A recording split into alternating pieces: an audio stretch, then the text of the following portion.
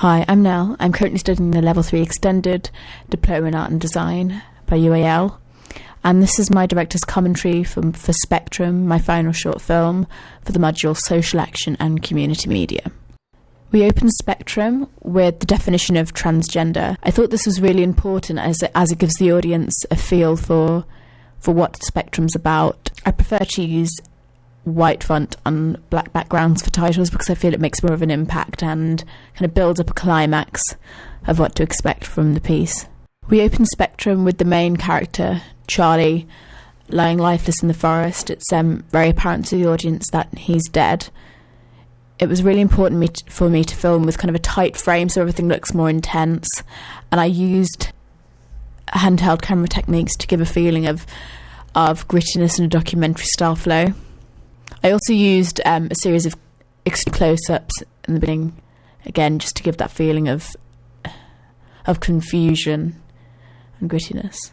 We make a cut to the second scene, which is before the first scene, I should say, where we see Charlie looking into the mirror, angry and frustrated at what he sees reflected back at him. I think this is one of the main conventions of films that focus on transgender issues. You often see the main protagonist looking at themselves in the mirror and hating what's reflected back at them, so I guess a sense of body dysphoria. As you see, the character is wearing male boxers, which was very important to the aesthetic of Charlie. Here we see Charlie binding, which again is an extremely important convention of transgender pieces. Well, at least female to male transgender pieces. The only sound you can hear throughout is the diegetic sound from the footage, which includes the ripping of surgery tape and the sound of cutting, and a non-diegetic sound, which is a low amp continuously run throughout the piece. This is one of my favourite scenes. It was portraying how suffocating it can be for a transgender individual to be in the wrong body. I incorporated a number of theories into Spectrum, including semiology and realism. A Spectrum is filmed using minimal lighting and aspects of documentary-style filming. This gives the piece a state of normality, which is why some shots are filmed using a tripod and some aren't, because I wanted that kind of gritty handheld feeling to portray the intensity of the scene. Here we have an eyeline match. This is an extremely important scene as we see Charlie noticing the tan packet and realising that even though he views himself as male biologically, he's still female. I purposely placed the tampons next to the male beauty products for contrast.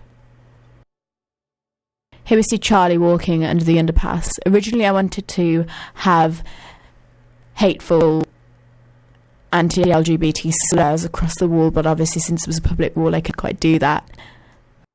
So now we see Charlie walking to the first location that we saw that Spectrum opened on, where unfortunately Charlie loses his life, and we hear the hateful slurs that the gang members are shouting at him.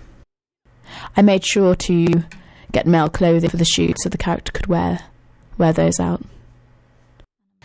I chose to focus Spectrum on transgender issues because I think it's really not covered that much in the media. There's hardly any media coverage, and I can count the amount of actors and actresses who are transgender who are featured in any film, like on one hand. Also, hate crimes towards transgender individuals have increased, and most importantly, transgender teenagers such as Layla Alcorn are just horrific, and I feel that if there was more representation and more pieces that focused on body dysphoria and gender identity issues, then the startling number of hate crimes and sexual assault and suicides would definitely decrease. The actress Emma Mulkern was amazing. She was exactly who I was going for to play the role. When I met her in London, St Pancras, before filming, I talked to her about what the role would entail and what I'd expect of her, and I immediately noticed that she had the right demeanour for Charlie, and she was naturally androgynous, which was perfect for the role. South East London, near Canterbury, because of the amazing woodlands there, and I knew that I'd be filming half of my piece outside, so it's important to have a good forest-like area. And I always tend to film in London or around London, especially this year, because the actresses and actors you can get are just better, and it's more easy to commute to and find the best people to star in your production. You won't be able to hear this as I am dubbing over it, but I use continuous ambience throughout Spectrum with various non-diegetic sound effects, including forest sounds and an original diegetic sound from the footage. I used a wide range of shots and filming techniques, including eyeline matches, which is a very common convention of short film, and an element of subjective continuity editing. I definitely have to say that overall I'm pleased with the final outcome of Spectrum. I feel it has achieved its purpose, which was to inform and enlighten the audience of this particular issue, and try and enforce change and obviously produce a good final piece.